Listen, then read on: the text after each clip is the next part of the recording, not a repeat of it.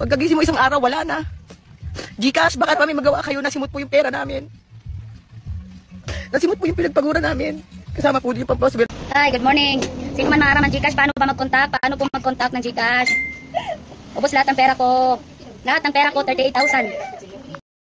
Trending at usap-usapan nga ngayon sa social media ang Gcash scam at isa na nga dito ang nabiktimang si Pokwang dahil nilimas lahat ng pera niya sa Gcash at nanawagan siya sa Gcash baka pwede daw itong magawan ng paraan. Isang netizen din ang nag-live at umani ito ng 3.5 views na wala pang oras dahil nga sa pondo niya sa Gcash na 38,000 ay naging or nilimas lahat, wala palang naiwan. So 'di ba? Grabe. Ano na ang nangyayari ngayon? Kahit may ano naman yan, hindi naman yan pwedeng ma-withdraw kasi yan ng confirmation number, 'di ba? Hindi kunwari mag-send ka ng pera, hindi mo mai-send ang tao kung wala kang confirmation number. 'Di ba na-registered nga itong number natin? Tapos ano nang nangyari, Gcash? Halatang nagulantang si Pokwang nang mawala ang pera sa kanyang mobile wallet. Pinos nga ng kapuso komedyante sa kanyang social media account ang tungkol doon. Sini Pokwang, naghahanap buhay po ako ng marangal. Nagbibigay po ako ng hanap buhay sa mga single mom. Tapos isang umaga pagkagising mo, simot laman ng Gcash account mo. Iba't ibang number na hindi nakarehistro. Halos nasa 30 numero na hindi nakarehistro. Anong nangyari sa registered SIM policy ngayon? Nakakaiyak, binangon ko mag-isa ang negosyong pinabayaan ng taong inasahan kong pinagkakatiwalaan ko. Pati ba naman dito naisipan pa rin ako? Nakakaiyak talaga. Sana naman Gcash official, tulungan nyo mga kagaya kong naghahanap buhay ng patas at nagbigay ng hanap buhay din sa iba. So grabe na talaga ngayon guys, pati Gcash. Grabe no, walang ginagawa sa kanila, yung pera lang naman pinundo doon sa Gcash tapos naka-registered yung number, di basta-basta. Di ba? Kaya nga may same registration. So magbasa tayo ng mga komento ng mga nanggagala-iting netizen. Marami nang magnanakaw ngayon sa Gcash. Totoo po yan, talaga yan. Maraming scammer sa Gcash simula pinasukan ng loan Gcash nila. Dami din scammer. Kasi nangyari sa ate ko, may loan Gcash, 1K nga lang, sinira ng tumawag dahil sa loan ang Gcash ng ate ko. Sinarado Gcash. Paano nalaman ang PIN ng Gcash ng ate ko? Sinabi ate ko, paano babayaran ko? Sinira ko. Then binalik nila, pagbayad ng ate ko, meron PIN loan samantalang binayaran na.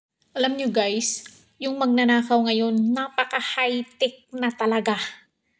Huwag maglagay malaking halaga ng pera sa Gcash kasi pag nalaman nila malaki yung laman, sisimutin nila yan. Gutom yung mga yan Mayroon kasi, di ba mayroong OTP yan?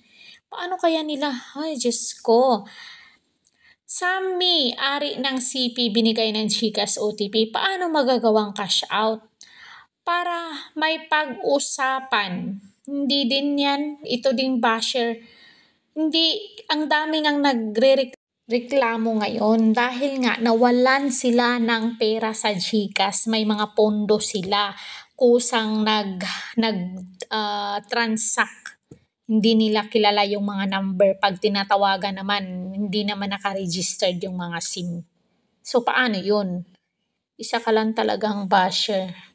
Balibhasa kasi hindi ka nawala ng pera, di ba? Grabe no, simula nang mawala si Kinchan, nagluko-luko ng Gcash, dapat mahuli na si Kinchan. Ay, wag naman kayong ganyan.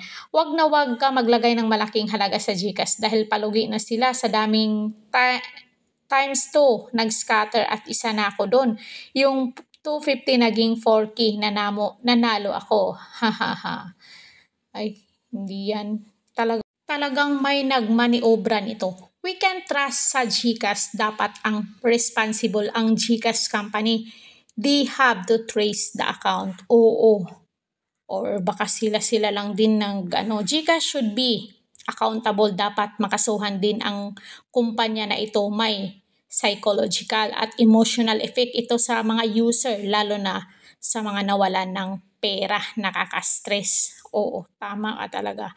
Walang nakakatawa sa statements niya. Take note, may senior tayo na iba ay may GCash, at the least we can do is inform them, assess them. Kasi hindi naman sobrang kaalaman sa kanila ang mga ganyan. Masakit ang mawalan ng funds sa app.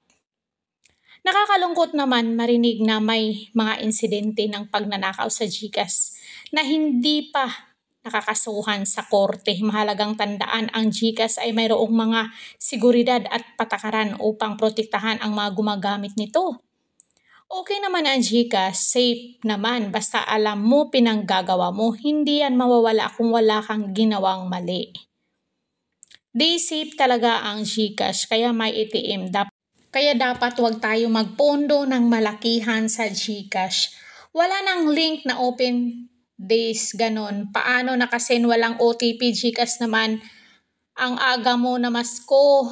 Oo nga eh. System lang din ng GCash pakana niyan. Di nga pwedeng mag-login sa ibang CP kaso stricto sila. Kailangan pa face security password, tapos ganyan easy lang nakuhang laman. Boycott GCash. Boycott na yan.